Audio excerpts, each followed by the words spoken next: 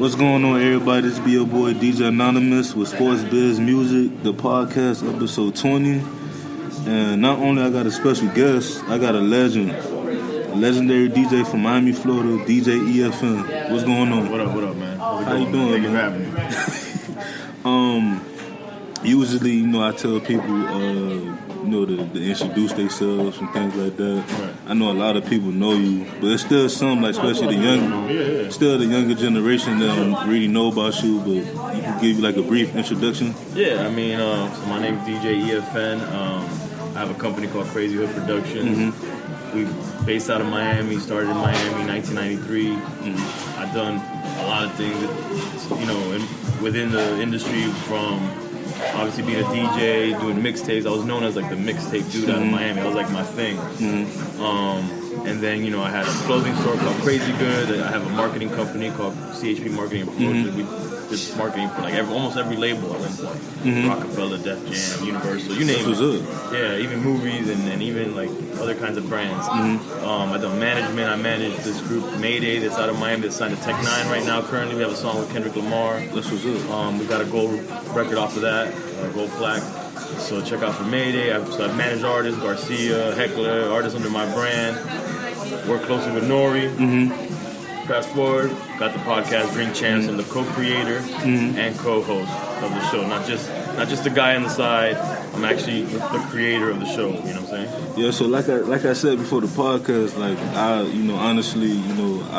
found out about you because of Drink Champs. Right. It was a great podcast, but I want to start like from the beginning.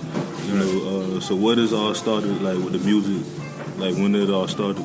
Like getting into music? Yeah. Or just like liking music? Liking music.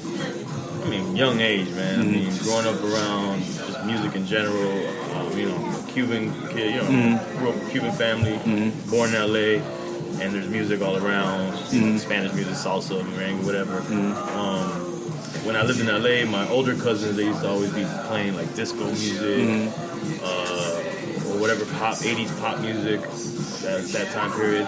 So all that stuff came around, and then, little by little, I didn't know it was hip-hop, and, rap music was starting to penetrate, like, at that time, whether it be like Curtis Blow, or Sugar Hill Gang, or Melly Mel, Grandmaster Flash. But it's just a part of like the soundtrack. It's not. I'm not pinpointing this is hip hop yet. Yeah. As a kid, so I moved to Miami, stay in Miami, and actually when I was here in junior high, in Arvida Junior High, not too far from where we're at now, and I was a skater actually. Oh, do you still skate? No, hell no, I'm too old for that shit. I was a skater. I was a horrible skater, but I was into the culture of skating, like just like a hip hop culture. Like skating has a culture, and I remember when a fellow skater who was also a graffiti artist out here, a big graffiti artist. I was like, oh man, at that point already, I'm already like, I was listening to a little bit of rock music too, like heavy metal, so I was into like all kinds of stuff. But in that, I was also listening to like Run DMC and Dougie Fresh and Beastie Boys and Slick Rick and that stuff. Now, MC Shy D, Two Life Crew from out here. Yeah. It was all in the mix. And then I remember I asked this dude, I was like, that's another skater. I was like, yo, what kind of music you listen to? And he's like, oh, I listen to. And he goes to me, what do you mean? I said, I listen to rap. He goes, well, what do you listen to? He goes, I listen to hip hop.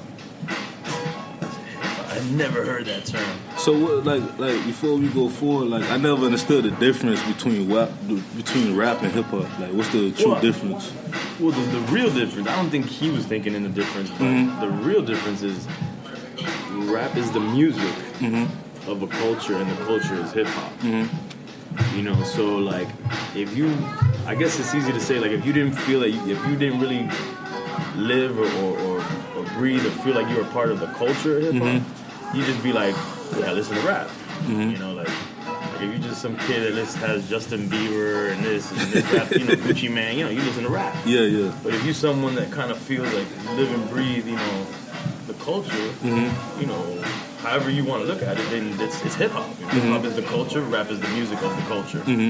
So it's pretty much like hip hop is like, rap is like pretty much the offset, and hip hop is like the whole community. Yeah.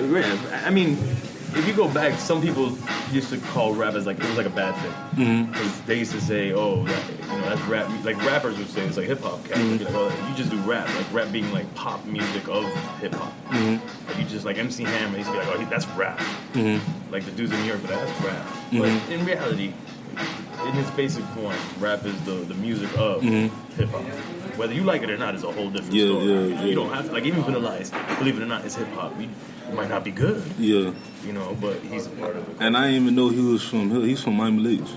Was he really? I know he was. You know, there's a big controversy. He was really from Texas, and then he was claiming he moved. He had the whole UM joint going on, and you got a lot of like people were like, "Yo, you ain't from out here." Yeah, like I always thought, like, you know, like Scott Storch was from here, but I think he's from New York, ain't he, or something like that? No, he's definitely not from Miami. No, he's from Philly. Yeah, from Philly. He used to be with the Roots. Play with the Roots. Yeah. But like, I mean, I'm in the younger generation. Oh yeah, you're not paying that much attention. You know, you see some dudes posting in the gram for 10 years already. He's from out. So when you after speaking with the skateboarder, what happened after that? Like, nah, I just remember like, man, hip hop, like, and he kind of explained it to me. Yeah, I mean, it's rap. I don't think he really was like, he wasn't like. He didn't know the difference much either. He just knew it like it was introduced to him as hip hop. So that's what he replied to me, and I was just like, and I just remember after that, just like that lingering in my head, and I wanted to know more. You know, what is this hip hop thing? You know, and come to find out I was already in it, but I just didn't call it that. And then, you know, as I started to learn more, I got more and more involved in it, and I started to realize, man, like, one thing I loved about music is that, like, it puts a timestamp on, like, history, you know, and generations, and I was like, if you think about, like, the 60s and the 70s with the protests in Vietnam, and the hippies, they have, like, their music, you know, when you go back further, like, you, like for example... like the 40s, 50s, 30s, like the blues and all that. The blues, or you have, like, the Rat Pack, and you know, and they have, you know, like, the Mafia guys had the... you know, like, oh, that's the song. I was like, man, I always thought in terms of movies, too, like, I want, you know, what's the music of my time? And then I was learning, you know, really, hip-hop is the music of my generation. So as I started to get older, I was like, man, you know, I definitely want to... I didn't know what I wanted to do, but I definitely was a fan of it, and I wanted to be involved. At least I wanted to be involved in the sense that I knew it was in its beginning stage. So as a fan, I wanted to be involved and at least be there and see history. And as time evolved, I was like, you know what? I could probably participate in this somehow, at least in my city, because even though it was big already in New York and big in LA, and Atlanta was bubbling, Miami was still very, you know, infant in terms of hip-hop wise. You know, we had the Miami bass community, but the booty music was kind of like, it wasn't really like, even though Luke, he was on our show and he talked about it a little differently. Yeah, I had heard that. Like, the only episodes I heard really was like the Miami artists. Yeah, like those are my favorite too, because, you know, it's my city, but really and truly, when it was the 90s already, you know, the bass community, like, that music was considered different than hip hop. Like, the thing is, the Miami cats were like, hip hop is some like New York thing. Yeah. And they were, and the thing is, a lot of the dudes that were repping like the hip hop vibe out here were on some like, I am from New York, even though they were lying about it. It was crazy. They were dressing, I'm from Bronx, Queens. And that's what was annoying. Like, people like me, I'm like, man, what the fuck, man? Hip hop, I'm not from New York. Like, fuck this shit. Like, you know, and then, you know, and dudes like, I had boys from Richmond Heights, and they would be like, how you listen to that New York shit? I'm like, nah, man, it's hip hop. Nah, fuck that. I fuck with, you know, Two Live Crew or whatever, Poison Planet. Me too, but I'm just saying, I like this shit. That's New York shit. Like, it's not New York shit, motherfuckers. I'm listening to like Ice Cube and NW. That's not some New York shit. Yeah. So I mean, there was just a lot going on in different lanes, and it was just at some point I said, all right, man, we gotta like, I want to make an identity for Miami, at least put my part in, and because not only was like people from New York looking down on Miami and the South in general, like, you know, some Bamas down there. But even ourselves, like, we had this identity crisis where even if you lived here, some people were repping some other city, or the guys here weren't respecting the hip-hop out here. They were like, that's New York. So I was trying to change that in my own way. That's what's up, because, like, you know, through history, like, I honestly, even still to this day, like, you know, I feel like New Yorkers or people from certain areas don't really respect Miami.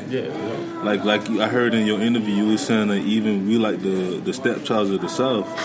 Even us, and I'm like, I be telling people from like Atlanta and stuff. Like, I have cousins and stuff. I'm like, when I first started DJing, probably like a few years later, I had artists from like New Jersey and stuff to this day, and they used to be like, man, where you from? You from Texas somewhere? I said, no, I'm from Miami, Florida. Like, bro, you country.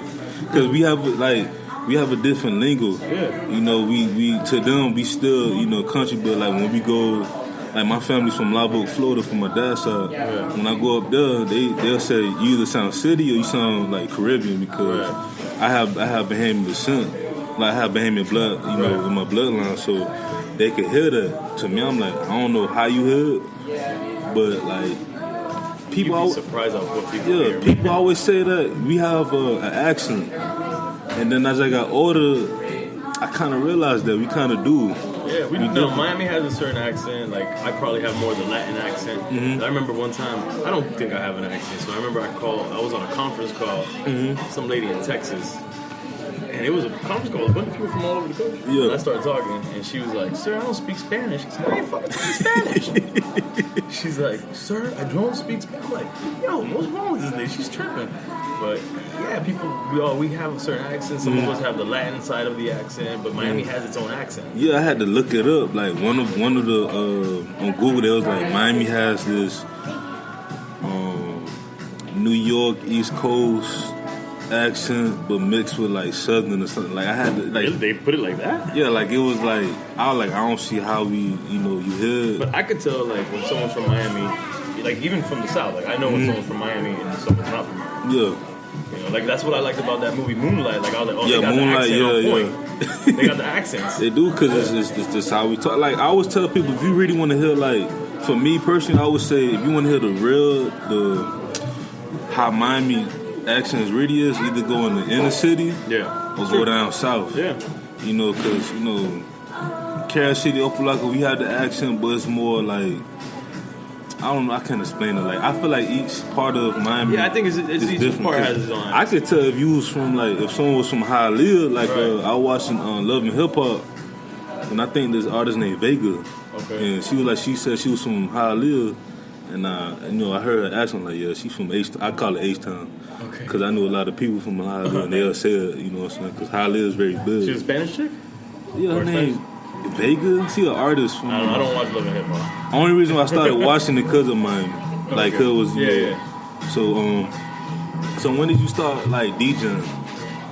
I couldn't afford my turntables at first. Mm-hmm. Like, when I started my company in 93, I knew I wanted to do something, I was broke as fuck. I didn't have nothing, but I was like, I want a turntable. I want to always be a DJ, but I didn't have the money for turntables. So we threw a party not too far from here. It was our first thing we ever did. Mm-hmm. But I didn't DJ. I had some other people DJ, and it got shot up. Wow. Because in those days, like, it was a jam. Yeah, it was. Because I know him for jams. Yeah. It was a car body shop. We cleaned it out and we threw a jam in it. You know, that back then warehouse parties were big. Mm-hmm. And anything back then hip hop, because there wasn't clubs yet really playing hip hop yet. Mm-hmm. So any party that was hip hop, everybody from around the city would find out and come down by word of mouth. Mm-hmm. It wasn't like we had the internet like that. So we had a lot of people came from up north, all over. Yeah. And actually the motherfuckers that started shooting, I didn't even know who it was. But a shootout ensued, and then some dude got shot. The cops came, shut us down. The cops were like, "If we ever see this crazy hood shit on a flyer, we're gonna fucking shut you down." Alright, cool, man. Whatever. So I laid low.